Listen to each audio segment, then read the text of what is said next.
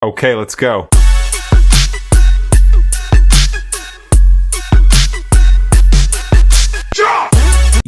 Self-improvement, it's this huge promise, right? That we can all be better, stronger, more successful. But what if that promise is actually a trap? What if it's designed to keep you searching forever? Let's peel back the layers and take a hard look at the toxic side of the self-help world. And this quote, man, it just nails the core issue, doesn't it? It's that gap between the super confident person we're trying to project and the reality of what's going on inside. This is where the journey starts, with a simple desire to change that leads to somewhere way more complicated and, honestly, pretty damaging. So where does a journey like this even begin? Well, a lot of the time, it starts with just feeling a little off. For one person, it was that classic college loneliness, that deep down feeling of wanting to fit in and be liked. I think we can all relate to that. And that one feeling led to one purchase. Dale Carnegie's How to Win Friends and Influence People. And just like that, the hook was set. And at first, it feels incredible. You're actually seeing real change. You're hitting the gym, you're eating healthier, you're scheduling your days with this newfound purpose. You're reading, you're hustling, you're following all the gurus. It feels like you finally cracked the code, like you've unlocked the secret that everyone else was missing. That initial rush is exactly what makes self-help so seductive. But this is where the story takes a sharp turn, because there's a massive difference between feeling productive and actually being productive. It's so easy to mistake that feeling of leveling up for the real thing, when in reality, nothing fundamental has actually changed. And this is what we call the illusion of progress. And this is a question I'm pretty sure many of us have asked ourselves, right? You binge a motivational podcast, or you finish some inspiring book, and you feel like you're on top of the world. But then a week later, you're right back where you started, already looking for that next fix. So what is really going on here?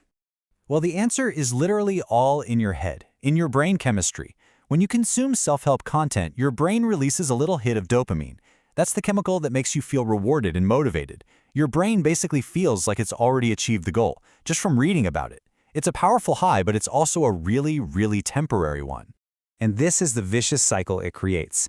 You consume the content, you get that awesome dopamine high, and you mistake that feeling for actual, real-world progress. But then it fades, which it always does. And what do? You go looking for another book, another video to get that feeling back. You get addicted, not to improving yourself, but to the feeling of maybe, possibly, improving yourself someday. There's actually a name for this. Author MJ DeMarco calls it action faking. And it is such a lethal form of procrastination, because you're busy, you're doing stuff, you're tricking yourself into believing you're moving forward. It's the perfect way to stay busy without ever making an ounce of real progress. And the examples are just so relatable, it's painful. It's reading 10 books about how to start a business, but never actually registering a domain name. It's spending a week designing the perfect business card instead of, trying to make your first sale. It's spending hours creating the perfect color-coded to-do list instead of just doing the first thing on it. It's all motion, zero progress. Okay, so this isn't just some little personal psychological quirk we all have. Nope, it's the actual foundation of a massive, incredibly profitable industry. And when you're talking about billions of dollars on the line, you got to start asking yourself, who is all this self-improvement really serving? Get ready for this number. $13.6 billion. Just let that sink in for a second. This isn't a small community of authors trying to help people out. It's a massive business engine. We're talking books, seminars, courses, coaching, the whole shebang. And like any other business, its number one goal is growth. And that brings us to the kind of brutal truth of the whole business model.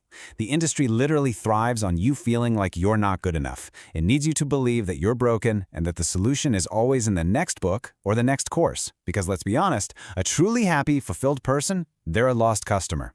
And it's not just about the money you're spending, there's a serious psychological price to pay here. The industry pushes these mindsets that sound really positive on the surface, but in reality, they can be incredibly damaging. They create these mental traps that keep you stuck, not help you grow. This comes from a really powerful personal story. It's from a guy who was a passionate actor, but over time, he started to feel that passion fade. But the whole never quit, positive vibes only mentality from the self-help world made him feel ashamed of those completely normal feelings.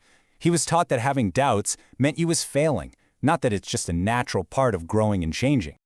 And we've got to draw a really clear line here between just working hard and this toxic thing called hustle culture. Look, working hard is essential for success, but hustle culture, that's about romanticizing being busy instead of being effective. It rewards bragging about working 80-hour weeks, not about actually getting meaningful results. It's basically performative work, and it only leads to one place: burnout. Okay, so if the mainstream self-help industry is basically a trap, what's the alternative? How do you actually improve your life without getting sucked into that cycle? Well, it turns out the answers are often pretty simple, super practical, and, best of all, most of them are free. So what really works? It's not some secret formula. It's the fundamentals. It's focusing on your physical health, good food, a little movement. It's prioritizing your mental clarity with good sleep and maybe some meditation.